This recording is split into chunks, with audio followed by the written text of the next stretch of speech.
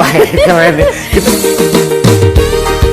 Halo Sobat Tani sekalian, jumpa lagi dengan saya Onike Leilogo dalam podcast Onike Leilogo Berbagi.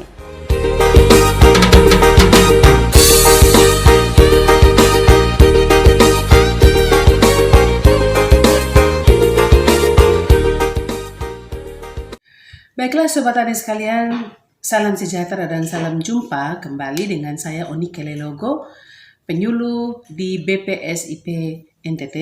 Dan kali ini di podcast Onike Leilogo Berbagi, saya akan mengetengahkan tentang sifat-sifat yang terkandung di dalam satu inovasi itu sendiri. Jika pada episode yang lalu saya mengetengahkan tentang peran inovasi itu dalam pembangunan pertanian. Dan kali ini sedikit tentang sifat-sifat yang terkandung di dalam sesuatu inovasi atau sebuah inovasi teknologi pertanian itu sendiri. Berikut ini.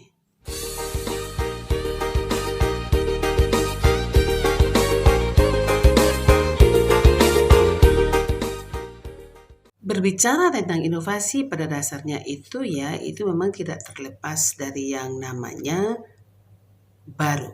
Inovasi itu sebetulnya diterapkan atau tidaknya oleh petani itu sangat ditentukan oleh sifat inovasi itu sendiri. Seperti apa sifat inovasi itu? Ya, yang pertama adalah keuntungan relatif. Nah, keuntungan relatif di sini itu dimaksudkan bahwa inovasi yang kita perkenalkan ini memberikan keuntungan yang lebih daripada hal inovasi yang sudah pernah dia kenal, atau teknik-teknik atau teknologi lama atau teknologi yang sebelumnya yang diterima oleh petani atau peternak itu inovasi yang baru ini lebih menguntungkan daripada yang tadi yang sudah mereka kenal itu. Nah, artinya derajat keuntungannya itu pasti dihitung dari dengan perhitungannya menggunakan aspek ekonomi, ya, seperti itu. Kemudian faktor prestisi sosial, kemudian kenyamanan dan kepuasan. Rasa puas atau rasa nyaman dengan melaksanakan inovasi itu, ya, karena memiliki satu keuntungan yang lebih dari yang sebelumnya. Kemudian sifat yang berikut adalah kompatibilitas. Kompatibilitas adalah derajat sejauh mana suatu inovasi itu konsisten terhadap nilai-nilai yang ada di wilayah itu. Jadi tidak boleh bertentangan tentunya. Artinya dia konsisten, artinya tidak bertentangan dengan nilai-nilai yang ada di situ. Kita harus mencari tahu bahwa daerah itu kira-kira seperti apa sih. Atau mungkin misalnya seperti untuk tanaman padi, mereka mungkin lebih cenderung untuk ke tanaman padi gogo misalnya. Kita harus benar-benar memperkenalkan inovasi tentang padi gogo itu. Kalau kita berbicara tentang padi sawah tentu sangat berbeda, sehingga itu nanti tidak akan bisa diterima dan banyak hal. Kemudian sifat inovasi yang berikut adalah kompleksitas. Dari kata kompleksitas itu berarti ada satu arti katanya adalah kerumitan. Jadi sifat dari inovasi itu jangan sampai yang rumit-rumit, yang memang sulit ya untuk diadopsi atau dilaksanakan oleh petani itu, seperti itu.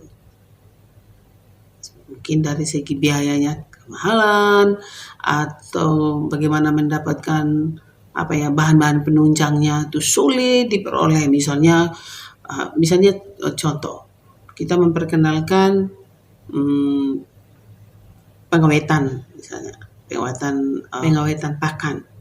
Kita memperkenalkan bahwa pengawetan pakan ini harus menggunakan, misalnya ada yang kemarin itu kita mengenal Rhamnobacillus itu kan kalau di tingkat petani kan itu sangat sulit didapatkan, kecuali kita menyediakan menghubungkan petani dengan sumber daripada bahan ini. Tapi kalau kita sendiri tidak bisa menjadi penengah, maka itu sangat sulit dilakukan oleh petani, di mana mereka dapat mendapatkan itu yang disingkat RB itu, sehingga harus dicari solusi lain. untuk pengawetan pakan itu, seperti itu. Sehingga misalnya kalau membuat silase, kalau memang itu lebih mudah dilakukan oleh petani, lebih baik kita memberikan memperkenalkan inovasi itu yang mudah dilaksanakan. Itu tentang kompleksitas.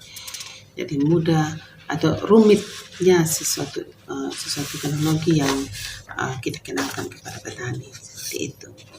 Nah, yang berikut adalah trialabilitas. Dari ini kata trial atau trial ya, dari bagaimana mencoba, dari kata coba itu. Nah, di sini dimaksudkan adalah inovasi itu sifatnya itu bisa dicoba dalam skala kecil, sehingga memang ini sangat berhubungan erat dengan bagaimana misalnya seorang penyuluh sebelum memperkenalkan inovasi itu harus dicoba dulu dalam skala kecil bersama-sama dengan petani bila perlu, ya, sehingga mereka juga sudah melihat di skala kecil apakah inovasi ini benar-benar bisa meningkatkan produksi. Ya, seperti misalnya jajar Lego 21 itu memang dari balit-balit ya, sudah diperkenalkan seperti itu dan sudah dicoba, ya, dikaji di NTT. Ternyata dari cara atau jajar tanam Lego 9181 turun sampai ke 21, ternyata yang 21 ini memang yang lebih menguntungkan, ya, karena lebih banyak menghasilkan anak, kemudian yang akan berakibat kepada pasti menghasilkan male yang banyak sehingga produksinya naik. Nah, kalau itu mudah atau bisa dicoba dalam skala kecil, ya pasti itu baru kita bisa mencobanya memperkenalkan dalam skala besar. Itu maksudnya itu bisa dicoba karena dengan untuk memperkenalkan memang harus kita coba dulu dalam skala-skala yang kecil, seperti itu. Kemudian yang terakhir adalah observabilitas, ya.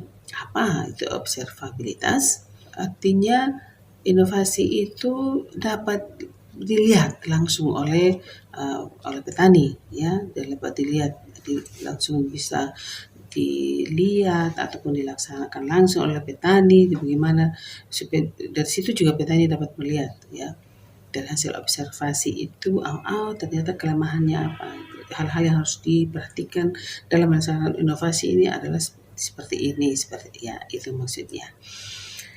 Sehingga dari dengan sifat ini maka itu dengan sudah dilihat dengan baik atau diamati dengan baik oleh petani itu, maka tentu bisa dikomunikasikan oleh petani itu ke petani-petani yang lainnya seperti apa inovasi yang diperkenalkan itu, seperti itu. Jadi itu ada beberapa sifat, ya, ada 5 sifat daripada